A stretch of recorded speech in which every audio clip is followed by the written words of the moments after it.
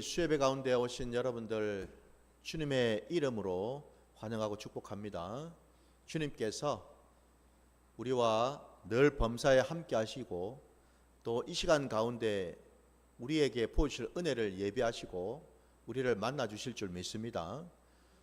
주님의 은혜를 사모하시고 또 그 은혜 가운데 온전히 집중하시기를 주의 이름으로 축원합니다. 자, 오늘 우리 수협회 가운데 주신 하나님의 말씀 같이 보도록 하겠습니다. 오늘 주신 말씀은 마가복음 12장 1절로 12절까지 말씀입니다. 마가복음 12장 1절부터 12절까지 말씀. 다 찾으신 줄 알고 말씀을 제가 봉독하도록 하겠습니다. 예수께서 그들에게 말씀하시되 한 사람이 포도원을 만들어 산 울타리로 두르고 즙자는 틀을 만들고 망대를 지어서 농부들에게 새로 주고 타국에 갔더니 때가 이르매 농부들에게 포도원 소출 얼마를 받으려고 한 종을 보내니 그들이 종을 잡아 심히 때리고 거저 보내었거늘 다시 다른 종을 보내니 그의 머리에 상처를 내고 능욕하였거늘 또 다른 종을 보내니 그들이 그를 죽이고 또 그 외에 많은 종들도 더러는 때리고 더러는 죽인지라. 이제 한 사람이 남았으니 곧 그가 사랑하는 아들이라. 최후로 이를 보내며 이르되 내 아들은 존대하리라 하였더니 그 농부들이 서로 말하되 이는 상속자니 자 죽이자. 그러면 그 유산이 우리 것이 되리라 하고 이에 잡아 죽여 포도원 밖에 내 던졌느니라. 포도원 주인이 어떻게 하겠느냐? 와서 그 농부들을 진멸하고 포도원을 다른 사람들에게 주리라. 너희가 성경에 건축자들이 버린 돌이 모퉁이의 머릿돌이 되었나니 이것은 주로 말미암아 된 것이요 우리 눈에 놀랍도다 함을 읽어보지 못하였느냐 하시니라. 그들이 예수의 이 비유가 자기들을 가리켜 말씀하신 줄 알고 잡고자 하되 무리를 두려워하여 예수를 두고 가니라. 아멘. 자, 오늘 우리에게 허락하신 이 말씀을 가지고 새술은 세부대라는 제목으로 말씀을 증거하고자 합니다. 오늘 우리 주님께서 비유를 드셔서 이 포도원 그 비유를 지금 들고 계시지요. 저와 여러분이 알고 있는 것처럼 이 주님께서 드신 이 포도원에 대한 이 비유는 그냥 단순히 그 포도원에 대한 얘기가 아니라는 것을 아마 여러분들 다 아실 겁니다. 오늘 본문에 볼 때 여러분 이 포도원은 다름이 아니라 바로 하나님을 믿는 백성들, 하나님의 그 말씀을 받아서 그 말씀에 순종하는 하나님의 자녀, 하나님의 그 백성들을 가리키죠. 그러니까 오늘 말씀대로라면 이들이 이 포도원은 뭘 의미하느냐? 우리 예수님이 이 땅에 오셨을 그때에 그 당대에 그 이스라엘 땅에서 예수님을 대적하고 예수님의 뜻을 거슬러서 온전히 자기의 어떤 뜻대로 자기 소욕대로 자기 마음대로 살고자 했던 많은 자들, 여러분 그들이 그 포도원이 여러분 이게 단순히 그냥 포도원이 아니라는 겁니다. 이 포도원이 가리키는 바는 우리 주님이 이 땅에 오셔가지고 다른 무엇보다도 바로 그들을 위해서 장차 주님께서 십자가에 달려 죽으실 터인데, 놀랍게도 이 포도원에 해당되는 많은 자들이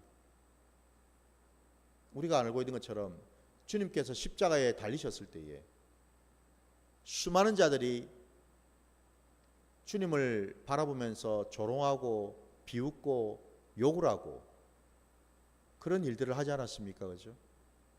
바로 그들. 오늘 본문에 나오는 이 포도원은 바로 그러한 자들을 지금 가리키고 있다라는 것을 우리가 알 수가 있거든요.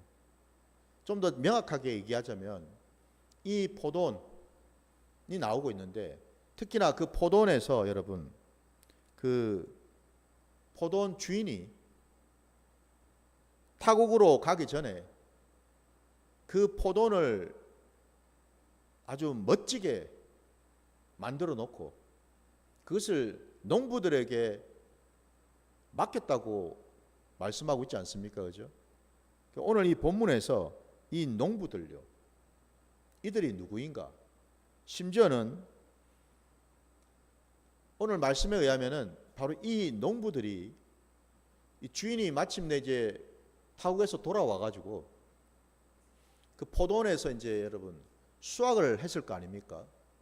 그래서 그 소출을 새로 어느 정도 이제 받을 요량으로 이 주인이 자신이 데리고 있던 종을 보냈는데, 이 농부들이 어떤 짓을 했는지 그게 여러분 3절부터 해가지고 5절까지 아주 적나라하게 나타나고 있지 않습니까? 그죠?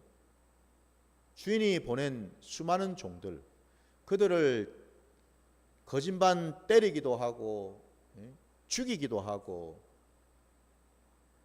한마디로 소출은커녕 그 새를 내기는커녕 주인이 보낸 그 많은 종들을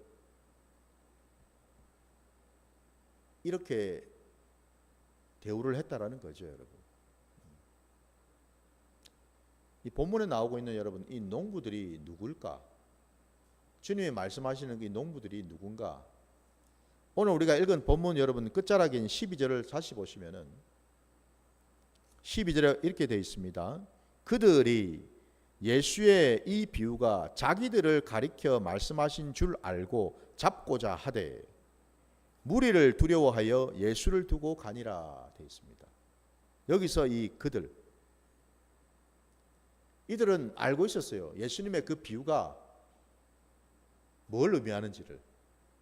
그리고 거기에 나타나고 있는 그 농부들이 누구를 가리키고 있는지, 바로 자기들을 가리키고 있다는 것을 이들은 누구보다도 알았다라는 겁니다. 잘 알았어요.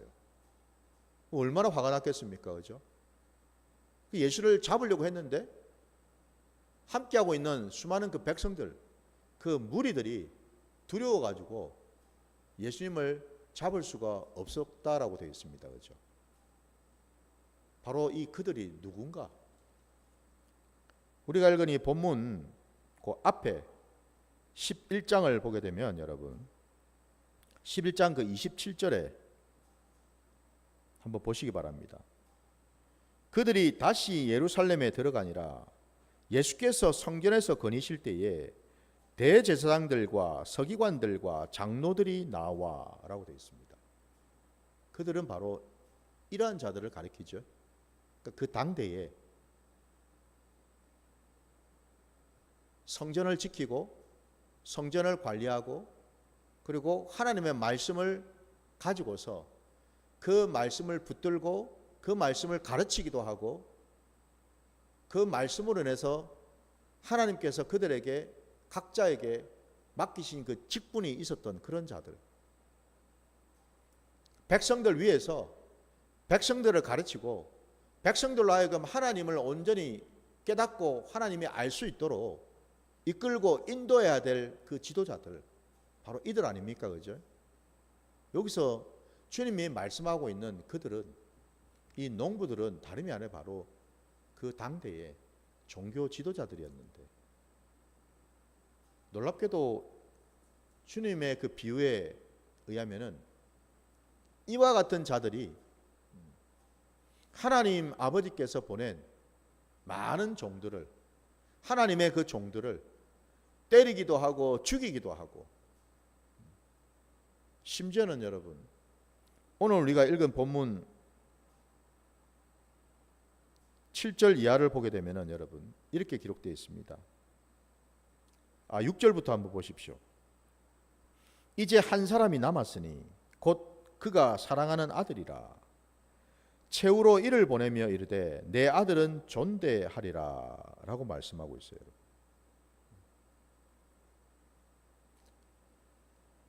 그러나 결국 그 하나밖에 이제 남지 않은 그 아들을 주인이 보냈는데 그 주인의 아들을 이 농부들이 어떻게 했는지 오늘 비유의 말씀에서 또 우리가 확인하지 않습니까? 그죠? 7절 8절에 그 농부들이 서로 말하되 이는 상속자니라. 자 죽이자. 그러면 그 유산이 우리 것이 되리라 하고 이에 잡아 죽여 포도원 밖에 내 던졌느니라고 되어 있습니다.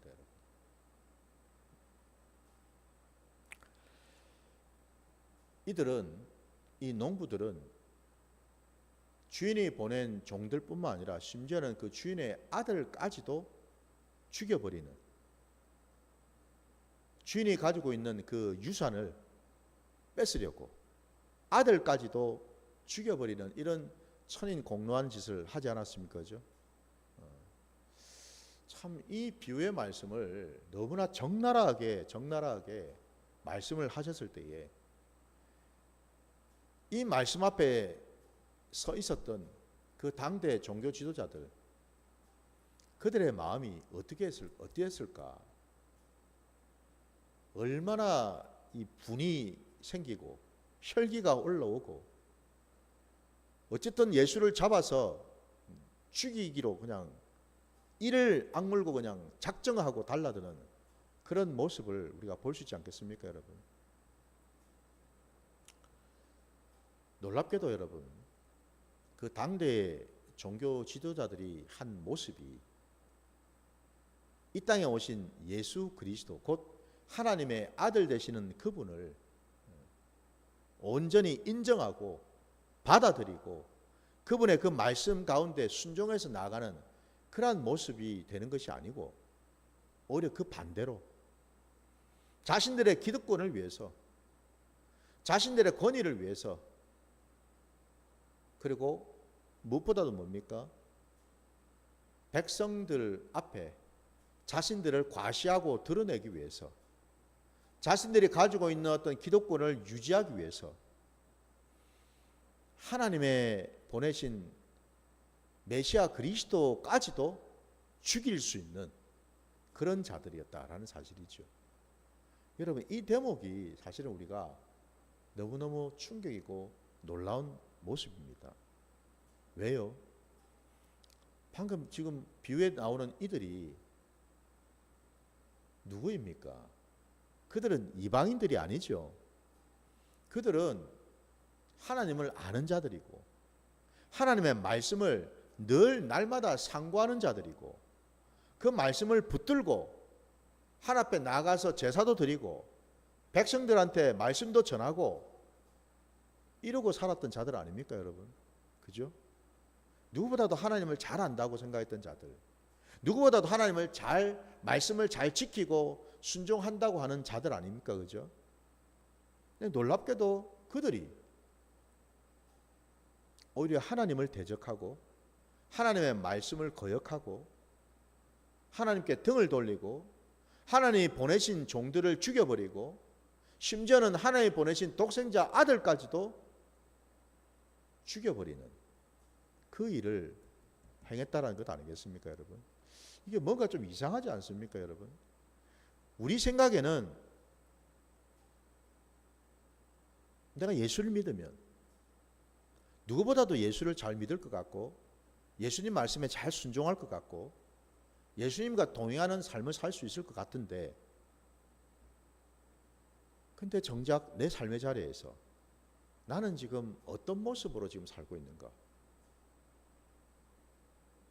놀랍게도 내 마음대로 내 뜻대로 살 때가 많더라는 겁니다.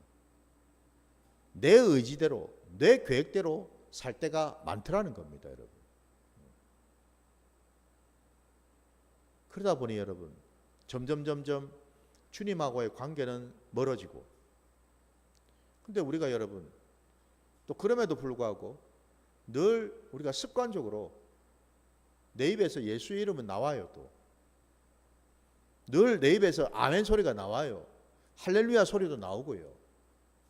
근데 놀랍게도 여러분 실제 내 삶의 자리에 나타나는 모습들을 보게 되면 예수와 상관없는 생활, 예수와 상관없는 계획, 예수님의 그 말씀에 순종하지 못하는 어떤 모습들, 이런 것들이 너무너무 많이 드러나고 나타나고 있다는 거죠. 너무 이율배반적인 신앙을 우리는 하고 있지 않는가. 오늘 말씀 속에 주님께서 이런 비유를 드신 까닭이 무엇일까를, 그리고 이 말씀을 오늘 우리에게 보여주시는 이유가 무엇인가를 우리가 한번 돌아와 봐야 되는 줄 믿습니다. 여러분, 이 포도원에 오늘 말씀에 의하면은 주인이 말이죠, 이 포도원을 지극정성으로 만들었습니다. 포도원을 만들었는데 거기에 산 울타리도 두르고 집 자는 틀도 만들고 망대도 지었다고 되어 있죠. 그러니까 한마디로 여러분, 포도원 농사를 지을 수 있는 모든 조건과 모든 환경을 다 만들어 놓은 거죠. 그죠? 만들어 놓았습니다. 그러니까 농부가 들어가서 그거 들어가가지고 그냥 이제 포도를 잘 가꾸기만 하면 돼요. 따로 뭘 할 게 없습니다, 여러분. 모든 것을 주인이 이미 다 만들어 놓았기 때문에 농부는 그냥 가가지고, 그죠? 예. 때 되면은 물 주고, 뭐 가지치기 좀 해주고, 이런 일만 하면은 된다라는 거예요. 그럼에도 불구하고 이 농부들이 이후에 그 포도원에서 행했던 그 행위들을 보게 되면은 정말 악하기 짝이 없죠. 그죠? 악하기 짝이 없어요. 주객이 전도가 된 것처럼, 마치 이 포도원이 처음부터 자기 거인 것처럼 그렇게 행세를 하고 있지 않습니까? 그죠? 여러분, 바로 이러한 모습이 신약 시대 이 예수님 때만 있었겠냐라는 거예요. 그렇지가 않더라는 겁니다. 우리 구약의 말씀도 우리 한번 찾아봅시다. 어디 보시냐면은 이사야 5장으로 한번 가보시기 바랍니다. 이사야 5장 1절부터 한번 보겠습니다.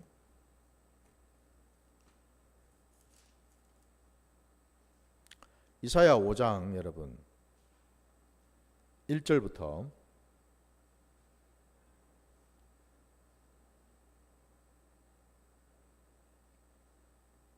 4절까지 말씀 한번 보겠습니다. 나는 내가 사랑하는 자를 위하여 노래하되 내가 사랑하는 자의 포도원을 노래하리라. 내가 사랑하는 자에게 포도원이 있으며 심히 기름진 산에로다. 땅을 파서 돌을 지하고 극상품 포도나무를 심었도다. 그 중에 망대를 세웠고 또 그 안에 술틀을 팠도다. 좋은 포도 맺기를 바랬더니 들포도를 맺었도다. 예루살렘 주민과 유다 사람들아, 구하노니 이제 나와 내 포도원 사이에서 사리를 판단하라. 내가 내 포도원을 위하여 행한 것 외에 무엇을 더할 것이 있으랴. 내가 좋은 포도 맺기를 기다렸거늘 들포도를 맺음은 어찌 됨인고. 지금 우리가 방금 이 본문에도 이사야 말씀 속에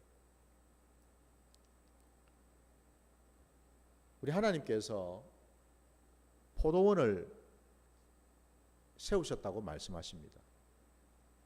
포도원을 만드셨어요. 그죠? 아주 멋지게. 그리고 거기에 아까 우리가 읽었던 2절 말씀에 보니까 극상품 포도나무를 심었다고 되어 있습니다. 여러분, 극상품입니다. 그냥 막 여느 포도나무가 아니고 여러분, 아주 값비싸고 질 좋은 너무나 귀한 그런 극상품의 포도나무를 심었다고 분명히 말씀하시죠. 당연히 그럼 여러분, 주인이 생각할 때 극상품의 포도나무를 이제 심었으니 장차 이제 자라게 될 그 열매, 그 극상품의 포도나무에서 맺히게 될 그 열매는 우리가 조금만 생각해 봐도 그죠? 그 열매가 얼마나 좋은 열매가 맺히겠습니까? 그죠? 얼마나 탐스럽고 얼마나 큰 그런 열매가 포도송이가 맺히겠습니까? 그죠? 우리가 얼마든지 예상을 할 수가 있죠. 그런데 놀랍게도 그 극상품의 포도나무를 심었더니 결과가 보니까 여러분 좋은 포도송이가 아니라 들포도가 맺혔다라고 되어 있습니다. 여러분. 들포도가 맺힌 게 도대체 이게 무슨 일이냐라고 말씀하고 있습니다. 마치 오늘 이 이사야 말씀 그대로 주님께서 그 당대에 이스라엘 백성들 앞에서 바로 이 포도원에 대한 비유를 그대로 지금 하고 계시다라는 겁니다. 포도원의 그 농부를 보내놔가지고 포도원을 잘 가꾸어서 포도나무를 잘 가꾸고 해서 이 포도송이가 많이 이렇게 맺혀서 많은 수확을 하고 그리고 그것 가운데 이제 주인한테 올려드릴 것들을 예상을 하고 그 포도원을 세웠는데 놀랍게도 그 농부들이 이런 악한 짓을 했다라는 거죠. 그죠? 마치 그 포도원이 자기 것인 양. 여러분, 내 생명이 내 삶의 자리가 어디로부터 나왔습니까? 나로부터 나왔나요? 내 것입니까? 여러분, 내 가정이 내 것인가요? 내가 다니는 직장이 내 것입니까? 내가 섬기고 있는 교회가 내 것인가요, 여러분? 아니죠, 여러분. 내가 경험하고 있고 내가 지금 함께하고 있는 이 모든 것들은 다 나로부터 나온 것이 아니라 하나님으로부터 나온 것들이죠. 그죠? 하나님이 허락하시고 주신 것들 아닙니까? 그런데 놀랍게도 우리는 신앙의 자리에서 어느 순간에 나도 모르게 점점 주객이 전도가 되어가지고 내가 주인 행세하려고 그러고 내가 주인 노릇할 때가 있더라는 것 아닙니까? 그죠? 나도 모르는 새에 여러분 너무나 자연스럽게 이것도 내 거, 이것도 내 거 움켜쥐고 있더라는 겁니다. 여러분. 마치 처음부터 그것이 자기 것이었던 것처럼 말이죠. 이런 놀라운 생각을 하고 있더라는 겁니다. 오늘 본문 말씀에 그래서 우리 주님께서요, 여러분,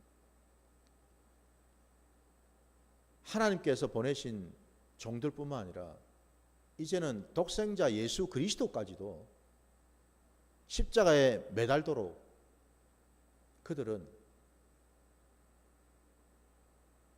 악한 짓을 저지르지 않았습니까?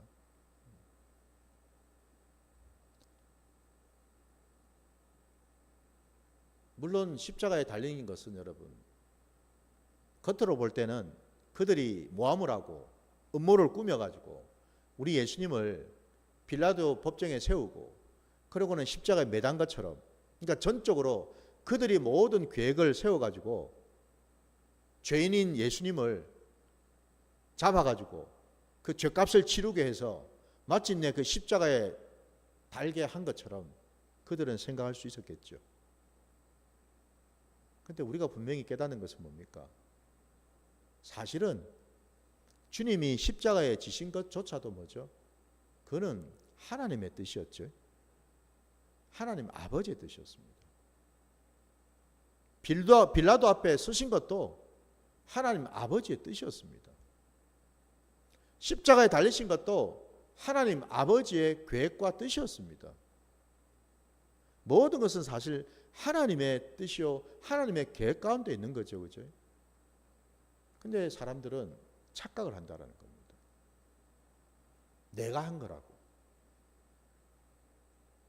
내가 이룬 거라고. 착각을 한다는 겁니다. 그게 아니죠, 여러분.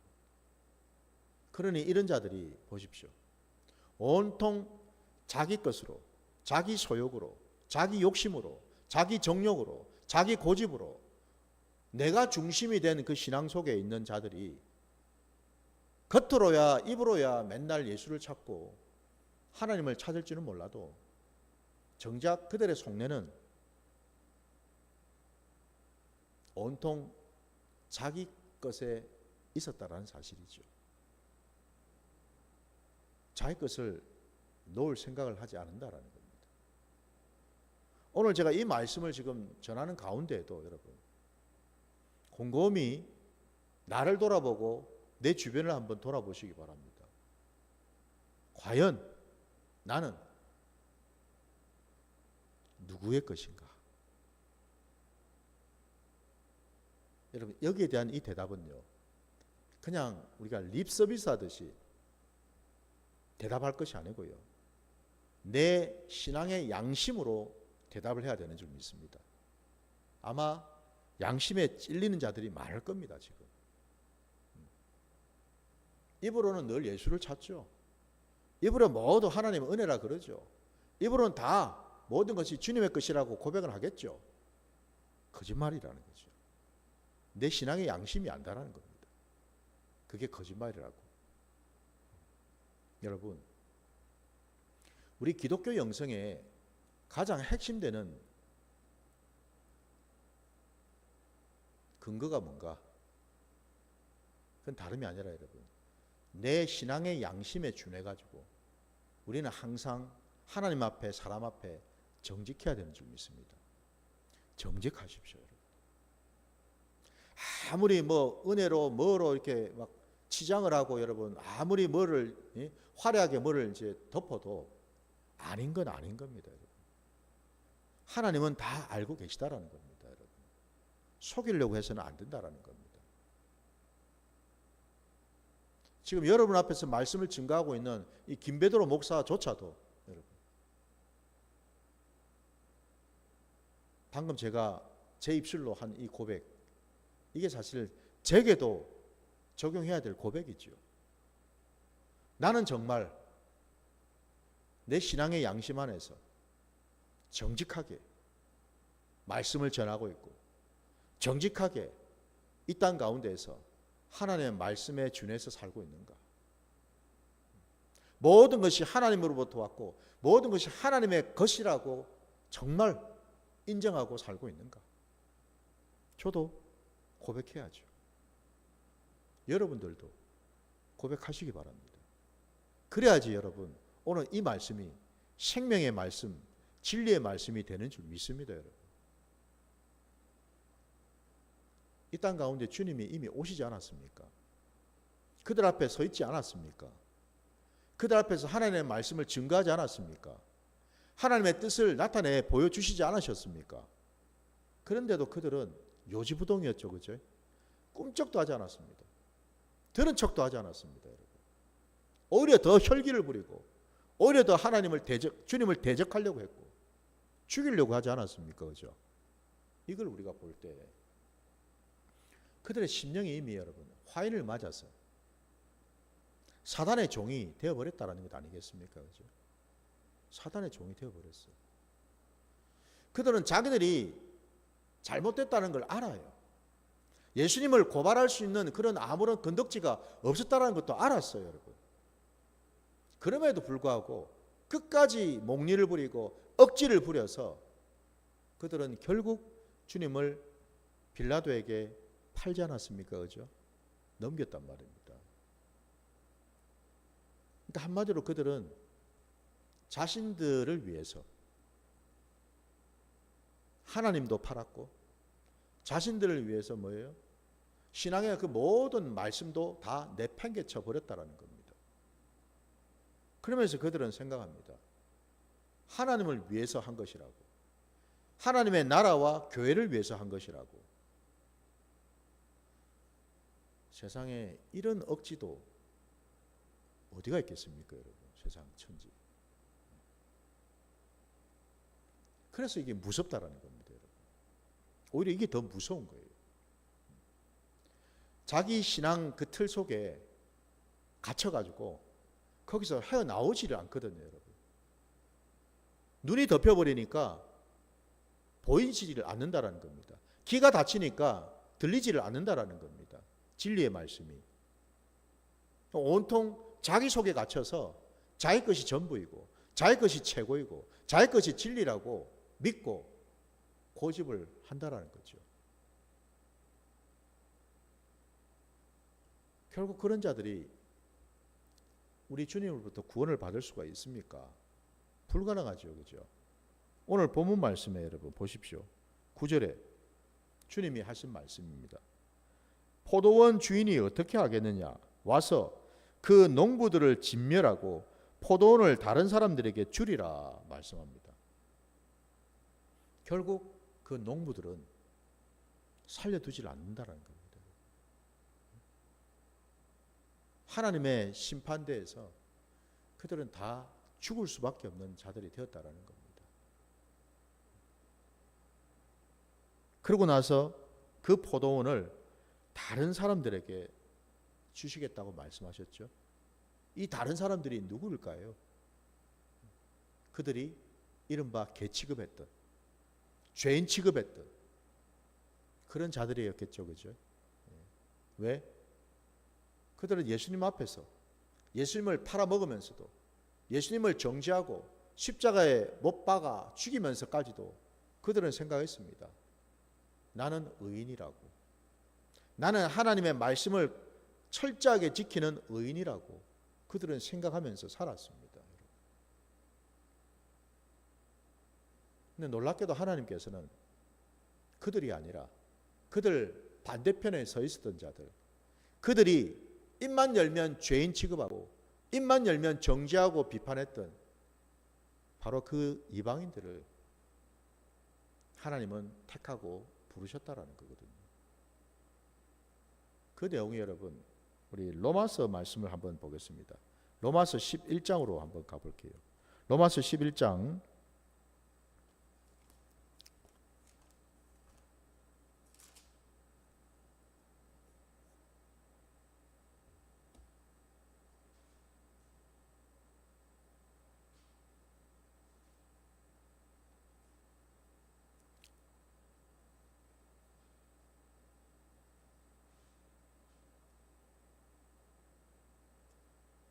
자, 11장입니다. 우리 1절부터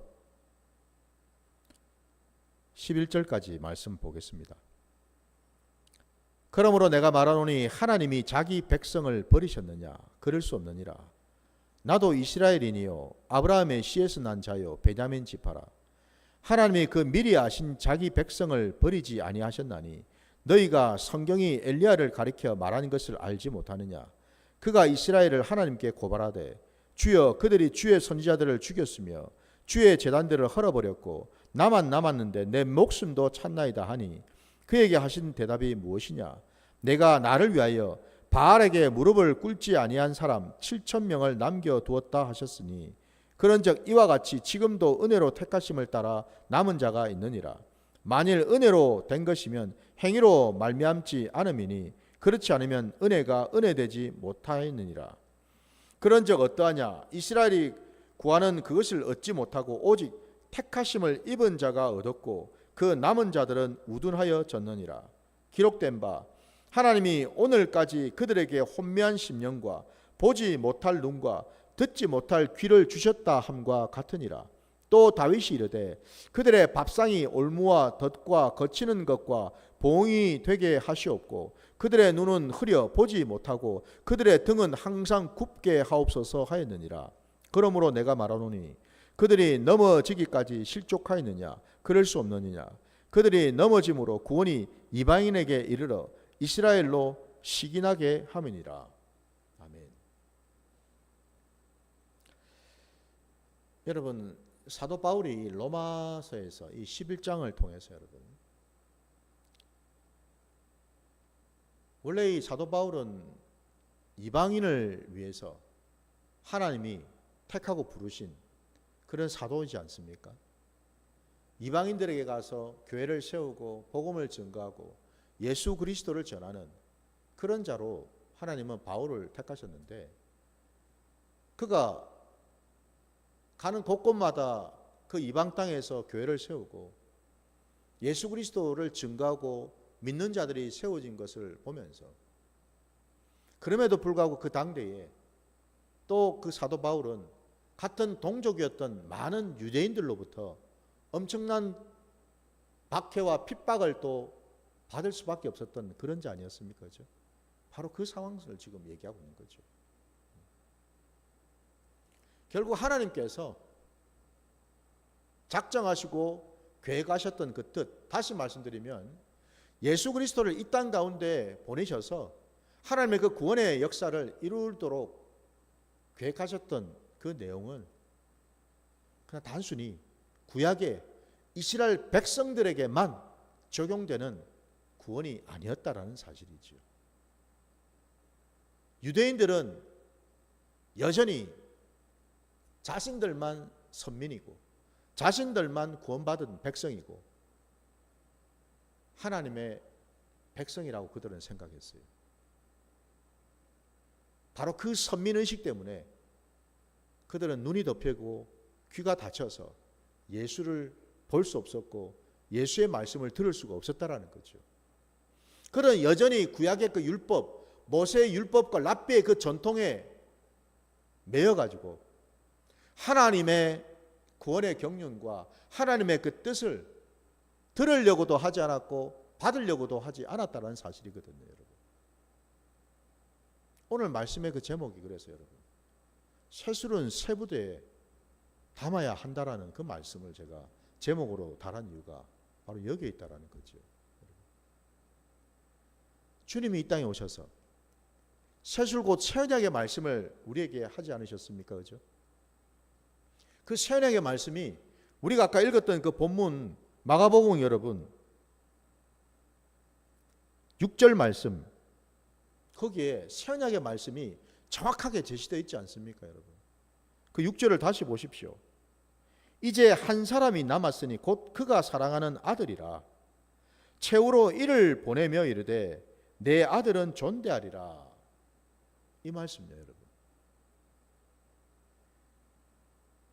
이제 하나님에게 남아있는 한 사람, 그러니까 하나님이 구원의 그 경륜 속에서 당신이 그 택할 그 백성들, 그들 앞에 보낼 유일한 계획이 다름이 아니라 당신의 독생자 아들 예수 그리스도를 이 땅 가운데 보내시려고 했다는 사실, 이게 새 언약의 말씀이라는 겁니다, 여러분. 근데 그 당대의 종교 지도자들은, 많은 이스라엘 백성들이 도무지 주님을, 이 새 언약의 말씀을 들으려고도 하지 않았고 주님을 인정하려고도 하지 않았다는 사실이죠. 여전히 그들은 메시아를 기다리고 있고 여전히 그들은 구원을 지금 구하고 있다는 겁니다. 그죠? 이미 주님이 오셨는데, 이미 메시아는 왔고 이미 그 메시아를 통해서 구원은 이루어졌는데, 여전히 이들은 아직도 모세 율법에 매여가지고 하나님이 보내실 하나님의 그 종을 지금도 또 기다리고 있다는 것 아닙니까? 그죠? 이게 참 기가 막히는 노릇 아닙니까, 여러분? 도무지 새 언약을 받을 준비도 자세도 심령도 되지를 않더라 이 말입니다, 여러분. 그러니 여러분, 그 말씀을 받을 자는 하나님께서 그들이 아니라 이제는 이전에 이스라엘 백성들이 그렇게 정죄하고 비판했던 이방인들에게 돌아가게 되었다라는 거죠. 아까 사도 바울이 로마서 말씀에서 그도 유대인이었고 그 역시도 유대인을 동족으로 두고 있었기에 하나님의 그 구원이, 그죠? 이스라엘 백성들, 그 유대인들에게 완전히 끊어진 것은 아니지만 그럼에도 불구하고 많은 자들이 예수 그리스도를 인정하지 아니하고 메시아를 인정하지 아니하고 하나님의 구원의 그 말씀을, 새 언약의 그 말씀을 받아들이려고 하지 않았기 때문에 결국 이방인들에게 그 말씀을 증거케 하셔서 그들이 하나님의 구원의 그 은혜 안으로 들어오게 함으로써 아까 우리가 읽었던 그 로마서 11장 맨 마지막 그 11절 말씀에 그러므로 내가 말하노니 그들이 넘어지기까지 실족하였느냐? 그럴 수 없느냐? 그들이 넘어짐으로 구원이 이방인에게 이르러 이스라엘로 시기나게 함이니라 되어 있지 않습니까? 그죠? 그 이스라엘 백성들이 결국 이방인들이 그들이 죄인 취급했고 개 취급했던 그 이방인들이 놀랍게도 하나님의 구원 안으로 들어오는 것을 보고 그들이 얼마나 놀라겠냐라는 거죠. 얼마나 시기 질투를 하겠냐라는 거죠. 아니 하나님이 어떻게 이러실 수가 있지? 그 과정을 통해서 그 이스라엘 백성들도 돌이킬 수 있는 그런 시간을, 그런 여지를 남겨두셨다라고 지금 얘기하고 있는 것 아닙니까? 그죠? 오늘 우리가 함께 본 이 본문에서 여러분, 결국 새 언약의 말씀, 그 말씀을 받지 못하는 심령, 참 안타까운 심령이죠. 결국 그 심령은 아무리 예수를 안다 그래도, 하나님을 믿는다 그래도 결국 주의 말씀을 분별하지 못하고 주의 말씀에 순종하지를 않게 되면은 그에게 돌아갈 수 있는 은혜는 아무것도 없다라는 거죠, 여러분. 이걸 분명히 우리에게 오늘 이 비유의 말씀을 통해서 깨닫게 해주시는 줄 믿습니다, 여러분. 이 시대는 새 언약의 말씀이 선포되는 시대 아닙니까, 여러분? 우리 주님이 이 땅에 오셔서 이미 구약의 말씀을 온전히 이루셨고 성취하지 않으셨습니까? 그러면 이제 우리에게 필요한 것은 주의 말씀이죠. 부디 여러분, 주님의 그 말씀에 정직하게 고백하시고 주의 그 말씀 앞에 내가 지금 어떤 모습으로 서 있는지를 돌아보는 시간 되시기를 주의 이름으로 축원합니다.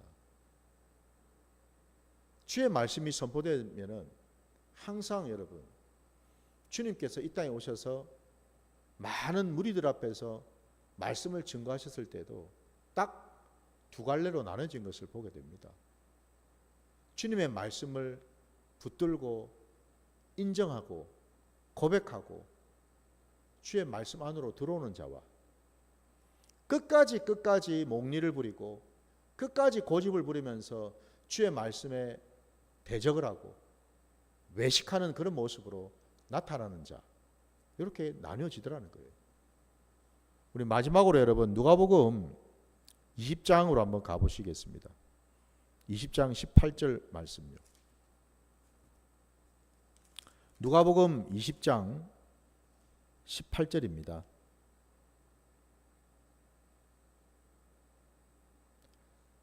누가복음 20장 18절 말씀.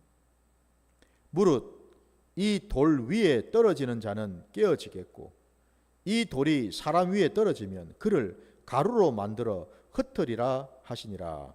아멘. 여러분 이 돌이 뭔 돌이겠어요? 바로 주님의 말씀이죠. 새 언약의 말씀입니다. 새 언약의 그 말씀이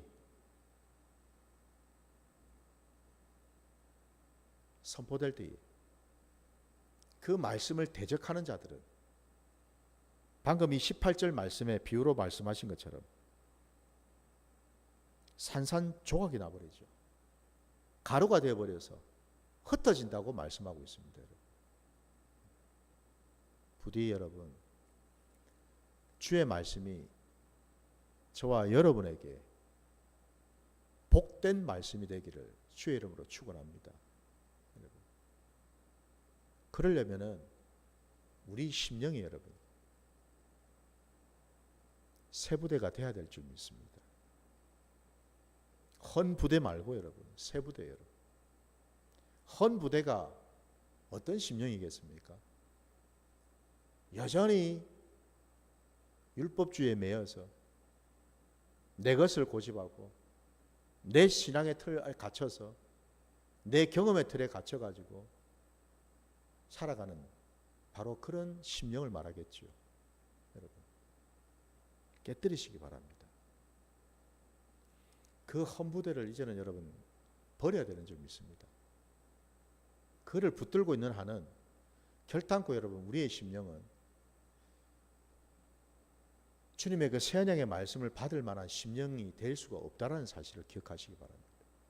주님이 분명히 비유로 말씀하셨죠. 헌부대에다가 여러분 새 포도주를 담게 되면은 어떻게 된댔습니까, 여러분?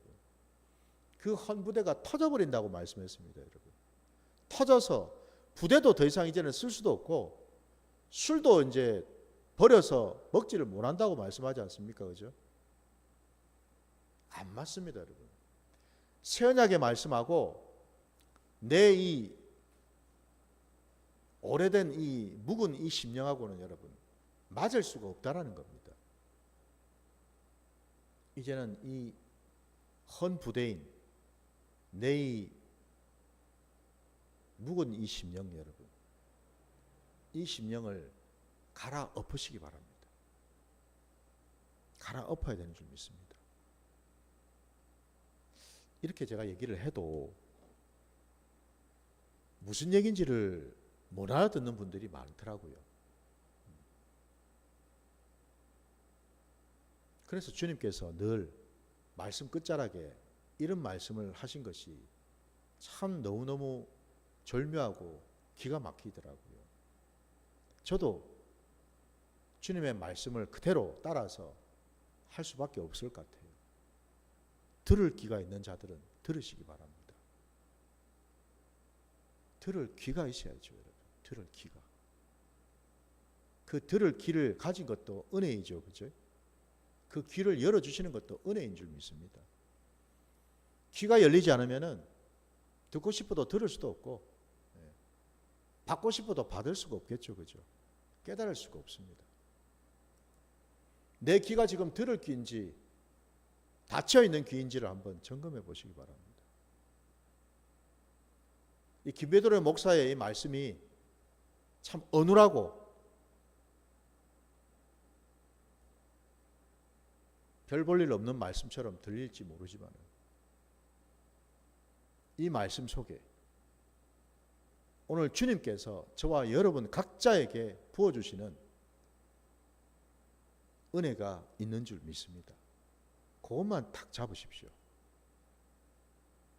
오늘날 이 시대가 귀가 너무 얇습니다. 귀가 너무 세련돼 버렸습니다. 세상의 소리에, 이런저런 소리에 듣기는 많이 듣고 있습니다. 여기서도 듣고 저기서도 듣고 귀는 굉장히 많이 세련되어 있어요. 근데 중요한 건요, 들을 귀가 별로 없다라는 거죠. 들을 귀가.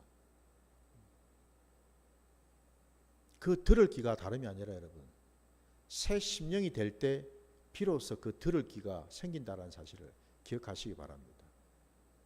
심령을 갈아엎으시기 바랍니다. 심령을 갈아엎으실 때 비로소 예전에 깨닫지 못한 것이 깨달아지고, 예전에 맨날 들었던, 지겹도록 들었던 그 말씀이 새삼스럽게 깨달아지게 되고, 새삼스럽게 이제는 뭐예요? 맨날 이거는 내가 들을 얘기가 아닌데, 저 김집사, 박집사가 들어야 될 소리인데 라고 생각했는데, 비로소 들을 귀가 열리니까 뭐예요? 아이고, 이제 봤더니 이제서야 저 말씀이 바로 내한테 하신 말씀이었네, 이게 깨달아지는 줄 믿습니다. 그게 여러분 새 부대가 된 복된 심령인 줄 믿습니다. 여러분, 부디 주님을 찾으십시오. 주님을 밀어내지 마시고 주님을 붙드시고 주님을 찾으시고 주님께서 내게 지금 뭐라고 말씀하시는지를 들어보시기 바랍니다. 때로 그 말씀이 권면의 말씀이기도 하고 위로의 말씀이기도 하고 우리를 사랑하시는 말씀일 수도 있지만은 때로는 또 뭡니까? 아주 냉정하게 우리를 책망하는 말씀, 징계하시는 말씀, 회개케 하시는 말씀도 있다라는 것을 기억하시기 바랍니다. 중요한 것은요, 주님의 입술에서 나오는 모든 말씀은 결국 나를 위한 말씀이고 나를 살리시는 말씀인 줄 믿습니다. 이게 중요한 거죠. 그래서 우리 주님 아닙니까? 그래서 우리가 주님을 붙드는 거 아니겠습니까? 그죠? 주님만이 나를 제대로 아시고 주님만이 나를 온전케 하시고 나를 살리실 분이라는 것을 그나마도 내가 알기 때문에 오늘 이 수예배를 통해서 여러분 다시 한번 여러분의 그 심령 안에 우리 아까 이사야 말씀처럼 하나님은 저와 여러분을 구원하시고 택하셨을 때에 우리를 새롭게 하심으로 우리를 극상품 포도나무로 세우신 줄 믿습니다. 그러면 이제 거기에 걸맞는 열매를 우리가 맺어야 되는 줄 믿습니다.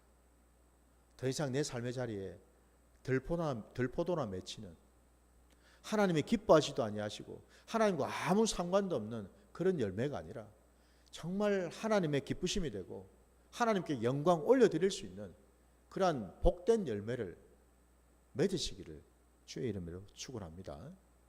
자, 오늘 말씀 여기까지 하고 우리 함께 찬양하시면서 기도하며 나가도록 하겠습니다.